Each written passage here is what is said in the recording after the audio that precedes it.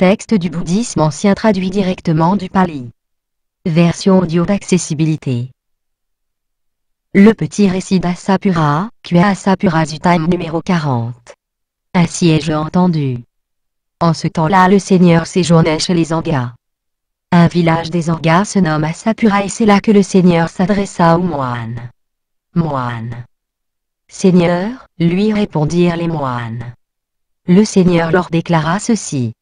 Les gens vous identifient comme des ascètes, moines. Et si l'on vous demande ce que vous êtes, vous vous reconnaissez comme des ascètes. Et vous que l'on désigne ainsi et qui vous reconnaissez comme tel, vous devez vous exercer de cette façon. Nous suivrons le chemin qui convient aux ascètes, ainsi notre ascèse sera-t-elle vraie et notre appellation justifiée, les actions grâce auxquelles nous bénéficions du vêtement, de nourriture, de logement et de médicaments contre la maladie, seront très fructueuses, pour les donateurs, dignes d'éloges, et notre vie errante ne restera pas stérile mais sera féconde et productive. Et, moine, comment le moine ne suit-il pas le chemin qui convient aux ascètes ?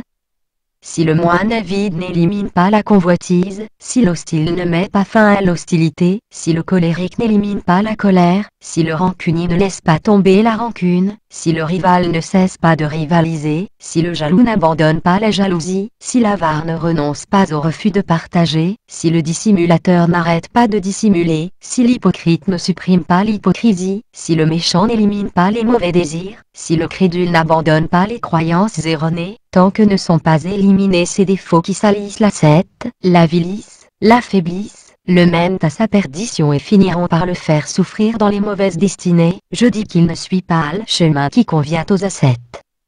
Il ressemble à une arme de combat à deux tranchants, bien aiguisée, issue du mort, que l'on aurait enveloppée dans une cape qui la recouvrirait entièrement.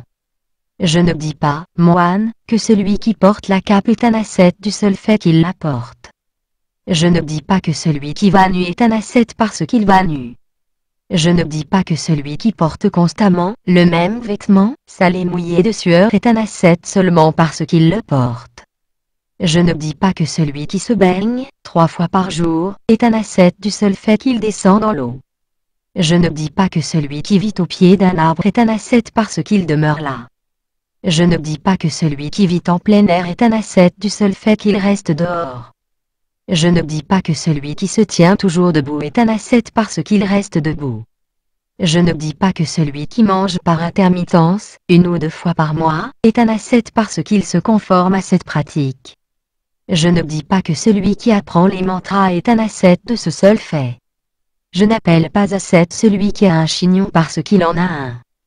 Si, moine, le simple port de la cape suffisait pour que le porteur de cape avide élimine la convoitise, pour que l'hostile élimine l'hostilité, le colérique la colère, le rancunier la rancune, le rival la rivalité, le jaloux la jalousie, l'avare le refus de partager, le dissimulateur la dissimulation, l'hypocrite l'hypocrisie, le méchant les mauvais désirs, et pour que le crédule abandonne les croyances erronées, ses amis et ses compagnons, ses connaissances et ses proches lui feraient mettre la cape dès sa naissance et lui feraient prendre cette habitude. Viens, toi au beau visage, porte la cape, car en la portant, l'avide élimine la convoitise, l'hostile élimine l'hostilité. Mais je vois ici certains porteurs de cape avides, hostiles, colériques, rancuniers, rivalisants, jaloux, avares, dissimulateurs, hypocrites, méchants, crédules. Par conséquent, je ne dis pas qu'un porteur de cape est un ascète du seul fait qu'il porte celle-ci. Si, moine, le simple fait d'aller nu, de porter un vêtement sale et mouillé, de se baigner, de vivre au pied d'un arbre, de vivre en plein air, de se tenir toujours debout, de manger par intermittence, d'apprendre les mantras, d'avoir un chignon suffisait pour que le porteur de chignon avide élimine la convoitise, pour que l'hostile élimine l'hostilité, le colérique la colère, le rancunier la rancune, le rival la rivalité, le jaloux la jalousie, l'avare le refus de partager, le dissimulateur la dissimulation, l'hypocrite l'hypocrisie, le méchant les mauvais désirs, et pour que le crédule abandonne les croyances erronées, ses amis et ses compagnons, ses connaissances et ses proches lui feraient avoir un chignon dès sa naissance et lui feraient prendre cette habitude. Viens, toi au beau visage, aie un chignon, car il suffit d'en avoir un pour que, avide on élimine la convoitise, hostile on élimine l'hostilité. mais je vois ici certains porteurs de chignons avides, hostiles, colériques, rancuniers, rivalisants, jaloux, avares, dissimulateurs, hypocrites, méchants, crédules. Par conséquent, je ne dis pas qu'un porteur de chignon est un ascète du seul fait qu'il en a un. Et, moine, comment le moine suit-il le chemin qui convient aux ascètes? Quand le moine avide a éliminé la convoitise, quand l'hostile a éliminé l'hostilité, le colérique la colère, le rancunier la rancune, le rival la rivalité, le jaloux la jalousie, l'avare le refus de partager, le dissimulateur la dissimulation, l'hypocrite l'hypocrisie, le méchant les mauvais désirs, et le crédule les croyances erronées, je dis qu'il suit le chemin qui convient aux ascètes, du fait qu'il a éliminé ces défauts qui salissent l'ascète, l'avilissent, l'affaiblissent, le mènent à sa perdition et finiront par le faire souffrir dans les mauvaises destinées. Il s'observe purifié, il s'observe délivré de ces mauvaises choses pernicieuses. Quand il s'observe ainsi purifié, ainsi délivré, de la joie apparaît. Quand il est joyeux vient le ravissement, qui agite tout son corps. Quand il est ravi, la collection des éléments psychiques s'apaise. Cette collection étant apaisée, il ressent du bien-être, physique et mental. Et quand il est heureux, il a un état d'être intensément concentré. Il diffuse alors dans une direction un état d'esprit empli de bienveillance et il maintient cette attitude. De même dans la deuxième direction. De même dans la troisième. De même dans la quatrième. Et aussi en haut, en bas, en travers, partout, envers tous comme envers lui-même, dans le monde entier. L'état d'esprit plein de bienveillance qu'il diffuse est ample, magnifié, incommensurable, amical et plaisant.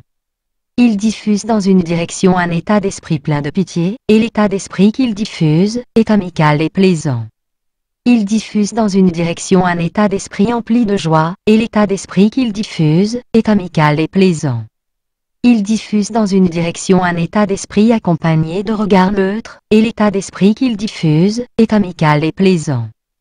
S'il y avait, moine, un étang à l'eau transparente, plaisante, fraîche et claire, bordée de rives agréables, et qu'un homme venait de l'est, souffrant de la chaleur, accablé de chaleur, peinant, altéré, assoiffé, quand il arriverait à cet étang, il pourrait étancher sa soif et chasser la chaleur qui le consume. Si un homme venait de l'ouest, du nord, du sud, ou de quelque direction que ce soit, souffrant de la chaleur, accablé de chaleur, peinant, altéré, assoiffé, quand il arriverait à cet étang, il pourrait étancher sa soif et chasser la chaleur qui le consume. D'où qu'il vienne, cet homme qui souffre de la chaleur, qui est accablé de chaleur, peinant, altéré, assoiffé, pourrait étancher sa soif et chasser la chaleur qui le consume quand il parvient à cet étang. Pareillement, moine, si un homme issu d'une famille de guerriers, d'une famille de brahmanes, d'une famille de commerçants, d'une famille de serviteurs, ou de quelque famille que ce soit, passe du foyer au sans-foyer, accède au Dhamma Vinaya et développe ainsi la bienveillance, la pitié, la joie et le regard neutre, il acquiert une grande paix intérieure. Je dis qu'avec cette paix intérieure il suit le chemin qui convient aux ascètes. Et si cet homme issu d'une famille de guerriers, d'une famille de brahmanes, d'une famille de commerçants, d'une famille de serviteurs, ou de quelque famille que ce soit, étant passé du foyer au sans-foyer, accède par la destruction des contaminations, dans la réalité présente, à la délivrance spirituelle, délivrance sagace, dépourvu de contamination, la connaît directement par lui-même, la voit de ses propres yeux et y demeure, il devient ascète, dans le sens ultime, par la destruction des contaminations. Ainsi parla le Seigneur. Les moines furent satisfaits des paroles du Seigneur et ils s'en réjouirent. Note du traducteur.